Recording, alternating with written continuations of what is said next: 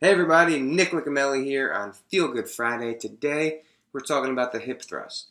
Now I made a video about the hip thrust in the squat in the past, and you have to check that one out. A quick summary, you shouldn't choose between the squat or the hip thrust. You should do both. And it's because the exercises are very different biomechanically. The glutes are maximally taxed when the hip is in extension and near full extension. When we're in full extension during a squat, it's a relatively passive position. When we're in near full extension in the hip thrust, it's anything but passive. And that's the point of maximal contraction during the exercise, which makes it a great glute builder. So the squat and the hip thrust, one is not better than the other, they're just different. So in this video, I'm going to show how I set up the hip thrust, how I perform it, and why I perform it that way. Brett Contreras and colleagues published an article where they depicted traditional hip thrust and the American hip thrust. The traditional hip thrust was done with your back lower on the bench, so your upper back was touching the bench, and your lower back and pelvis was kept in a neutral position.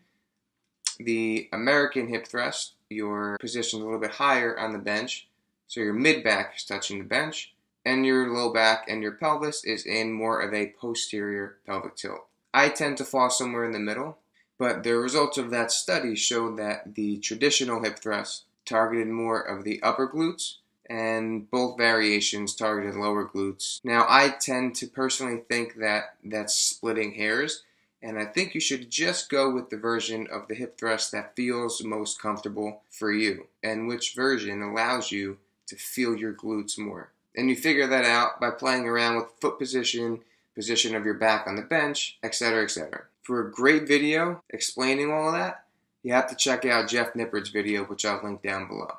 Also, I add a band around my knees during this. That just helps me feel the glutes better and engages the smaller glute muscles like the gluteus medius.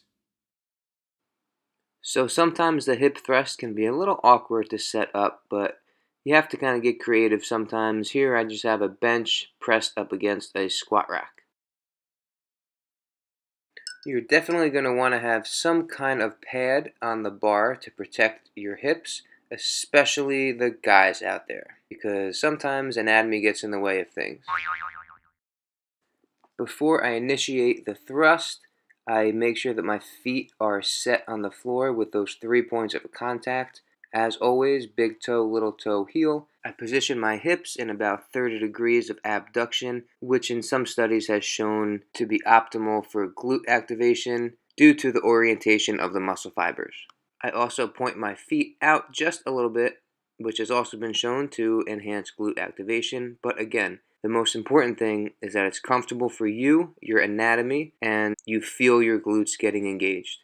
Right before I thrust up, I put my lower back and pelvis into a little bit of a posterior pelvic tilt. I squeeze my back muscles and set my shoulder blades just like with the bar on my back during a squat. Explode upward and I maintain that pelvic position throughout. And at the top, I am squeezing my glutes as hard as I can as if I'm trying to crush a walnut in between my cheeks. As you can see, my head and neck stay in a neutral position. I'm not straining my neck to look forward. And with the hip thrust, a lot of attention is put toward the lower spine, but we can't forget about the all-important cervical spine. On my last rep here, I'm going to squeeze and hold an isometric contraction at the top until I can't hold it anymore with good form. I'm going to rest it down, get rid of the weight, and I'm going to press back up without weight, just the band on my legs. And I'm going to squeeze my glutes, my deep abdominal muscles, all the muscles of my back, as hard as I possibly can until I can't hold it any longer.